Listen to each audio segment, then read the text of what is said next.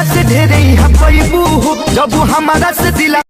तो कैसे भाई लोग, मैं आप सबके भाई आशीर्वाद कुमार, और आप लोग के बताना चाहता हूँ कि रमेश रसमिया का बहुत सारा अभी सॉन्ग का शूटिंग चल रहा है।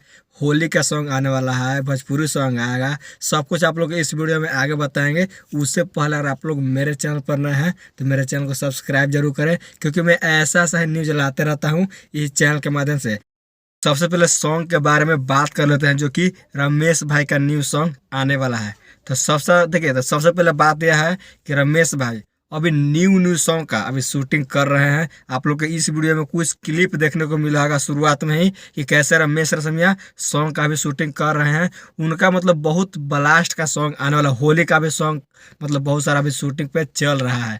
ये सॉन्ग जो हो मतलब आप लोग इस वीडियो में शुरुआत में देखने को मिला होगा, ये भोजपुरी सॉन्ग का शूटिंग हुआ था, जो कि ऑडियो सॉन्ग आ गया है, लेकिन वीडियो सॉन्ग उसका शूटिंग हो रहा है। आप सब 2 से 3 दिन और इंतजार कीजिए, और वो जो मतलब ये वीडियो शूटिंग हो रहा है उसको रिलीज कर दिया जाएगा रमेश रसमिया ऑफिशियल यूट्यूब चैनल के माध्यम से।